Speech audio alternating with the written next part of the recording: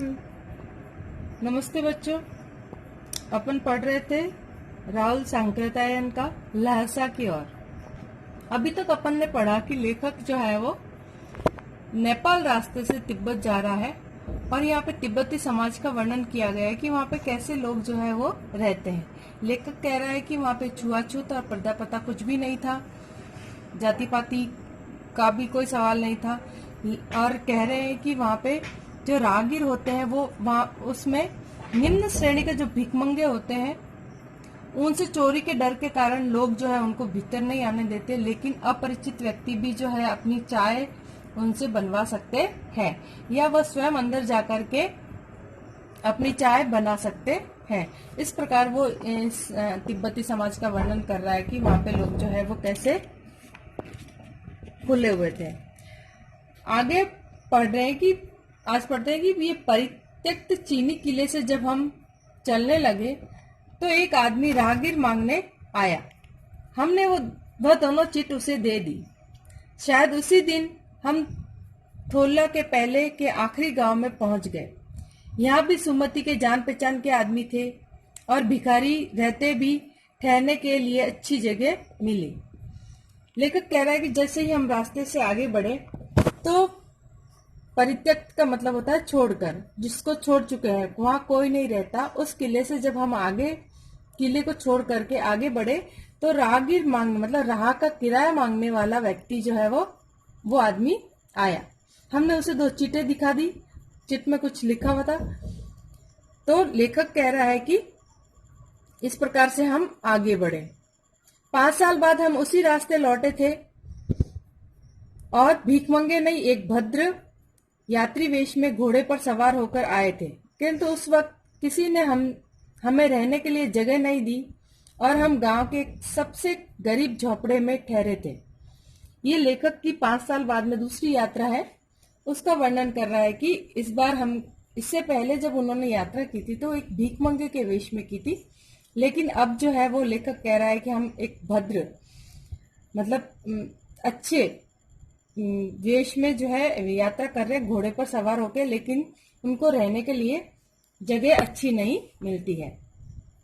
बहुत कुछ लोगों की उस वक्त की मनोवृत्ति पर भी निर्भर है, खासकर शाम के वक्त छह पीकर बहुत कम होश हवास को दुरुस्त रखते हैं। मतलब ज्यादातर लोग जो है वहाँ के लोग जो है एक पेय पदार्थ है, नशीला पेय पदार्थ, जिसको छह बोला गया है, यहाँ पे नाम है उसका, वो पी करके लोग जो है बेहोश मतलब होशो हवास में नहीं रहते।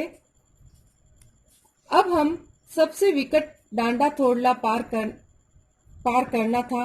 डांडे तिब्बत में सबसे खतरे की जगह थी। 16-17 हजार फीट की ऊंचाई होने के कारण उनके दोनों तरफ मीलों तक कोई गांव गिराव नहीं होते। नदियों के मोड़ और पहाड़ों के कोने के कारण बहुत दूर तक आदमी को नहीं देखा जा सकता। डाकुओं के लिए ये सबसे अच्छी जगह है। तिब्बत में गांव में आकर खून हो जाए तब तो खूनी को सजा भी मिल सकती है, लेकिन इस निर्जन स्थानों पर मरे हुए आदमियों के लिए कोई परवाह नहीं करता। लेखक जो है अपने रास्ते का वर्णन कर रहा है कि जो डांडा थोला जो है जगह वो बहुत ही ऊंचाई पर है, और अगर वहां पे किसी का खून हो जाए तो उस व्यक्ति को कोई सजा नहीं हो सकती, क्योंकि वहां पे कोई देखने वाला नहीं होता, उसका कोई सबूत जो है नहीं मिलता।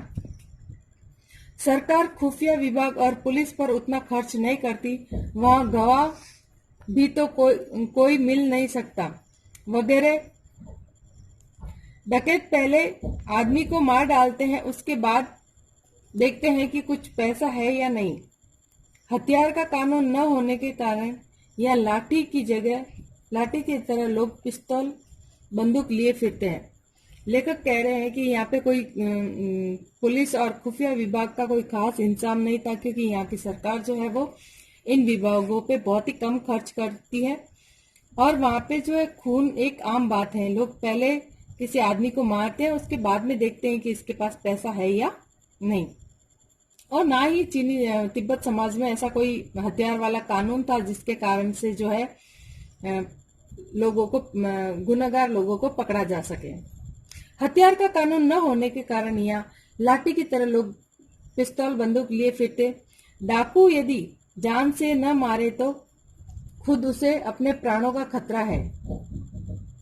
गांव में हमें मालूम हुआ कि पिछले साल थोल्ला के पास खून हो गया। शायद खून की हम उतनी परवाह नहीं करते क्योंकि हम भीख मंगे थे। जहाँ कहीं वैसी सूरत देखते टोपी उतार जिप निकाल कुची कुची दया दया एक पैसा कहते भीख मांगने लगते। लेकिन पहाड़ की ऊंची चढ़ाई थी, पीठ पर सामान लाद कर कैसे चलते, और अगला पड़ाव 16-17 मील से कम नहीं था। मैंने सुमति से कहा कि यहाँ से लंकोर तक जाने के लिए 2 घोड़े कर लो, सामान भी रख लेंगे और चढ़े चलेंगे।